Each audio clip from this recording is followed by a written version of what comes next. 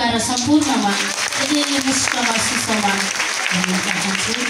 पिता परमेश्वरलाई धन्यवाद यीशु मसीहको नाममा। आज शनिबारको दिन, आशिषको दिन, यति ठुलो परमेश्वरको महिमामा छौँ। हामीलाई धन्यवाद यीशु मसीहको नाममा। यो महिमा दिनुहुने पिता परमेश्वर हजुर महान हुनुहुन्छ। पितालाई धन्यवाद यीशु मसीहको नाममा। यस्तो महान पिताको महिमा आज शनिबारको दिन, आशिषको दिन यति आनन्दको महिमा भइराखेको छ। एकदम आनन्दले एकदमै चलपल पनि भएको छैन, किनकि आज एकदम परमेश्वरको महिमा आज मात्रै होइन, आज भोलि सधैँभरि हामी परमेश्वरको महिमा गर्दै आएको होइन। आज त यति परमेश्वरको सन्तानहरू आनन्दले पिताको महिमा गरेर बस्नु भएको, गवाई पनि त्यस्तै ठुलो ठुलो परमेश्वर पिताले दिनुभएको होइन। यस्तो महान परमेश्वर पितालाई एकचोटि शिर माथि हात लगाएर ताली बजाउनुपर्छ। पिता परमेश्वरलाई धन्यवाद यीशु मसीहको नाममा। यस्तो महान पिताको महिमा हजुर हामीले यो समय सबैजना मिलेर एकदमै हामीले कतिले भन्नुहुन्छ अनलाइनबाट नै महिमा गर्छु म भनेर भन्नुहुन्छ। ठिक छ, अनलाइनबाट नभ्याउँदाखेरि त गर्दा केही भएन, तर भइसके। यो हामी सबैको लागि यत्रो ठुलो भवन परमेश्वर पिताले जुटाउनु भएको भवन, यसमा बसेर सबैजनाले एक मनका भएर होइन, परमेश्वरले भन्नुभएको छ नि 1 देखि 2 जना मेरो महिमाको लागि तिमीहरू भेला हुन्छौ, त्यस ठाउँमा म उपस्थित हुनेछु भनेर कसले भन्नुभएको छ? परमेश्वर पिताले भन्नुभएको छ। त्यसकारण हामी एकै ठाउँमा भेला भएर महिमा गर्नु चाहिँ एकदम शक्तिशाली आफूलाई पनि पिताले बनाउनुहुन्छ। किनकि जब प्रार्थना गर्छौँ त हामी सबैजनालाई प्रार्थना जो उभिएर यहाँ डेस्कबाट गर्नुहुन्छ अनि हाम्रो आफ्नै तरिकाले पनि गर्छौँ। धेरै महिना नै नजुटेको म्याम हजुरलाई पनि म यस महिनामा देखिरहेको छु। एकदमै मलाई खुसी लागेको छ। पिता परमेश्वरलाई धन्यवाद यीशु मसीहको नाममा।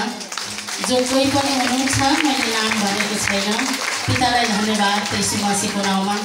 हामीले यो महिमा यस्तो बेलामा भेटेको महिमा हो यो।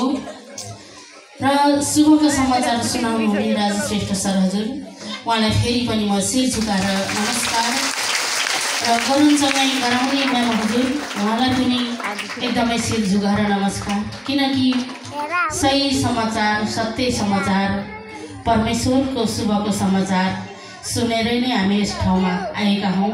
पिता परमेश्वरलाई धन्यवाद यीशु मसीहको नाममा।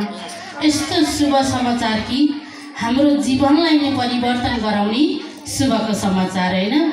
जो कोही शुभको समाचार नपाइकन यस ठाउँमा आइपुग्नु भएको छैन, जो कोही सुखमा बसेर यस ठाउँमा आइपुग्न पनि गाह्रो हुन्छ, जो दुःखमा परेको छ, त्यो कष्टमा परेको छ, उसलाई चाहिँ सजिलो गरी परमेश्वर पिताले शुभको समाचारद्वारा यस ठाउँमा उपस्थित गराउनु भएको छ। लडेकालाई मरेकालाई उच्च बनाएर परमेश्वर पिताले नचाएर हँसाउनु भएको छ। यस्तो परमेश्वर पितालाई एकचोटि ताली बजाउनु होला।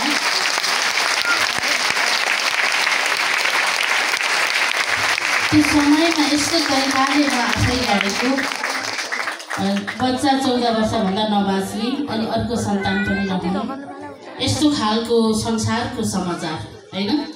किन हामी परमेश्वरको समाचारलाई शुभ समाचार भन्छौँ त? संसारको समाचार चाहिँ त्यस्तो थियो। 14 वर्षभन्दा तपाईँको बच्चा बाँच्दैन अनि अर्को सन्तान पनि हुँदैन, तपाईँबाट त सन्तानै हुँदैन। कोखलाई चेन्ज गर्यो भने अर्को श्रीमती हजुरको श्रीमानले ल्याउनु भयो भने तपाईँको सन्तान राम्रो हुन्छ, यस्तो समाचार। अनि 14 वर्षभन्दा तपाईँको छोरा बाँच्दैन, 8-9 वर्षको छोरा छ, यस्तो समाचार। संसारको समाचारले गलिएर थलिएर होइन, नराम्रो बोली, नराम्रो वचन, बुहारी राम्रो भएको भए नाति पनि राम्रो हुन्थ्यो, यस्तो संसारको समाचार होइन। यस्तो रोगी तपाईँलाई एकदमै यो माइग्रेन भनेको तपाईँलाई हतपत निको हुँदैन, यो माइग्रेन भनेको चाहिँ तपाईँ धेरै मान्छे भएको ठाउँमा नजानुहोस्, झिलिमिली भएको ठाउँमा नजानुहोस्। तपाईँ शान्ति भएको ठाउँमा, शान्त भएको ठाउँमा, कोही मान्छे नभएको समाचार थियो। तर जुन दिनबाट परमेश्वरले शुभको समाचार सुनाउनु भयो, आज यति धेरै माहौलमा झन् खुसी खुसी भएर परमेश्वरको प्रशंसा गर्ने परमेश्वर पिताले बनाउनु भयो हैन। खुसी भएर धेरै ईश्वरको सन्तानहरू देखेपछि हामीलाई पनि कति आनन्द लाग्ने। यस्तो संसारमै छौँ तर हाम्रो मन चाहिँ स्वर्गमा छ हैन। मरेपछि स्वर्ग जान पाइन्छ रे, कस्तो छ मरेपछि जाने। तर तपाईँ हाम्रो मनमा जसरी जहाँ ढुक्क हुन्छ नि, जहाँ आनन्द हुन्छ नि, जहाँ रिस घमण्ड हुँदैन नि, स्वर्ग भनेको त्यही नै हो भन्छु म चाहिँ हैन। पितालाई धन्यवाद यीशु मसीहको नाममा। जहाँ आनन्द छ हैन, जुन घरमा खुसी छ। अस्तिको शनिबार ससुरा बुवा हजुरले पनि गवाई भन्नुभयो नि, 50 वर्षसम्म ढ्याङ्ग्रो ठोकेको हैन भनेर। त्यस्तो घरमा परमेश्वर पिताले मलाई पुर्याउनु भयो। किन पुर्याउनु भयो त? शुभको समाचार सुना र त्यो ढ्याङ्ग्रो ठोकेर बस्ने मान्छेलाई परमेश्वरको महिमा गर्ने तेरो मुखबाट मैले घोषणा तैँले गर र उसले सुन्ने छ त मेरो सन्तानले मलाई फर्केर हेर्ने छ र मेरो महिमामा आउने छ भनेर परमेश्वर पिताले चुन्नु भएको हैन। पिता परमेश्वरलाई धन्यवाद यीशु मसीहको नाममा। पहिला भए हामी कस्तो घरमा, म आफैले भन्थेँ कस्तो घरमा चुन्नु भयो। जतिखेर पनि ढ्याङ्ग्रो बजाएको छ, कुन त माइग्रेनको मान्छे, त्यो ढ्याङ्ग्रोको डङडङले मलाई झनै बेहोसै हुने गरी दुख्थ्यो हैन। त्यसो भन्थेँ भने पिता किन मलाई चुन्नु भएको रहेछ त? आज तेरो मुख भएर मैले कार्य गर्छु, तेरो हात भएर मैले कार्य गर्छु भनेर मलाई चुन्नु भएको छ पिता। यसको लागि पनि हजुरलाई अनगिन्ती धन्यवाद भनेर सधैँभरि सर हजुरले अघि भन्नुभयो नि, म 24 घण्टामा यति पितालाई धन्यवाद दिन्छु। त उहाँ यस्तो मिठो शब्द, उहाँले सबै शब्द, सबै गवाईहरू जति पनि 8-9वटा कतिवटा गवाई भयो, गवाई वचन 2टा भयो, त सबै 101 सुन्दाखेरि त्यो शैतानलाई त परमेश्वर पिताले च्वाट च्वाट काटेर त्यसलाई येशूको नाममा नष्ट गरिसक्नु भएको छ हैन। त्यस्ता गवाईहरू, तर कति शब्दले हामीलाई छोएको हुन्छ हैन। अनि त्यो शब्दलाई हामीले लिने भनेको त्यो शैतानलाई परमेश्वरले तीर हान्नु भएको, त्यसलाई गोली हान्नु भएको, त्यसलाई नष्ट पार्नु भएको परमेश्वर पिताले हैन। जब मन लाएर सुन्छौँ नि, वचन मन लाएर सुन्छौँ नि, हामीले त थाहा पाउँदैनौँ हाम्रो रोग कतिखेर गइसक्यो, तर परमेश्वरले थाहा पाउनुहुन्छ यसलाई यो रोग मैले फ्याल्नुपर्छ भनेर परमेश्वर पिताले जान्नुहुन्छ हैन। जसरी म लुगाको कपडाको नजिक छु, त्यसै गरी मेरो पिताको म नजिक हुनुपर्छ उहाँले भन्नुभयो हैन। कति आनन्दको शब्द बोल्नुभयो। जसरी यो कपडा लाएको छौँ हामीले हैन, यो लुगा लाएको छौँ, यसले हाम्रो लाज ढाकेको छ, हामीलाई राम्रो देखाएको छ। त्यस्तै त्यो लुगाको जति नजिक हामी छौँ, हाम्रो लाज ढाकेको छ, त्यो भन्दा पनि नजिक परमेश्वरको हामी नजिक गइसकेपछि हामीलाई सुख शान्ति नै सुख शान्ति परमेश्वरले दिनुहुन्छ। नराम्रो चिजलाई ढाकेर परमेश्वर पिताले फालिसक्नु भएको हुन्छ।